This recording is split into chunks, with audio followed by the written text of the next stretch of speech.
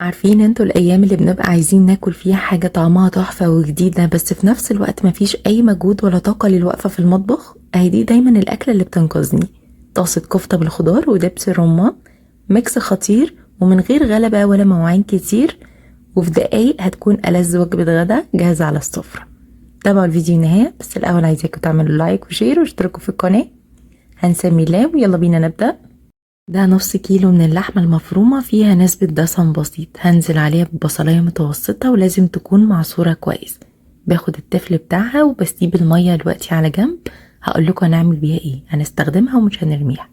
اما التوابل فهحتاج معلقة صغيرة من الملح، نص معلقة صغيرة من الفلفل الاسمر والسبع بهارات او بهار اللحمة، كمان عندي نص معلقة صغيرة من بابريكا، واختياري رشة من القرفة. عندي كمان نص معلقة صغيرة من بيكنج باودر او البيكنج صودا علشان تكون الكفتة معانا من جوه هشة ومش مكتومة.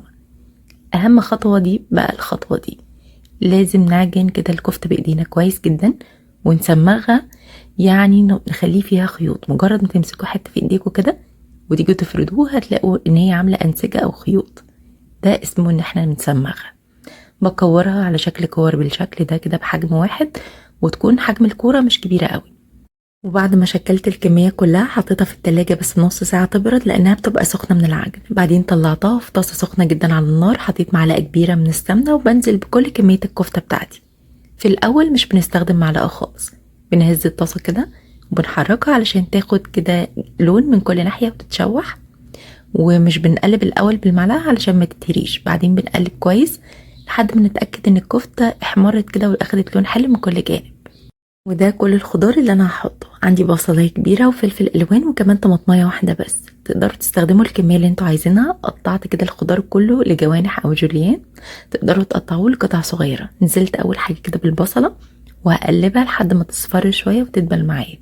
بعدين بنزل بالفلفل ومش بنزل بالطماطم الوقتي. هقلب كده الفلفل مع البصل كويس لحد ما يتبالوا شويه، يعني كميه الخضار اللي انتوا شايفينها كتيره دي بتدبل معانا كمان شويه. اخر حاجة بنزل بيها هي الطماطم، يعني بنزل بيها في الاخر خالص.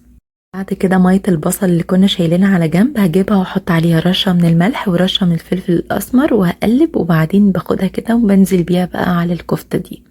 طبعا مع دبس الرمان بتعملنا صوص خطير. هحط كمان معلقتين كبار من دبس الرمان، ولو بتحبوه يكون ظاهر اكتر ممكن تزودوا، بس بلاش تزودوا اكتر من 3 معالق.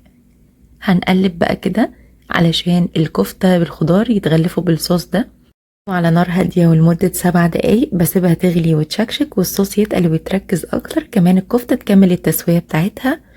وكده بقت جاهزة معانا. عايزة اقول لكم طعمها خطير. تقدروا تدوقوا كمان الملح بتاع الصوص، لو حسيت ان هو محتاج حطوا رشة صغيرة بس بلاش تزودوا في الاول علشان ما تبقاش مالحة معاكم، لان الكفتة متملحة.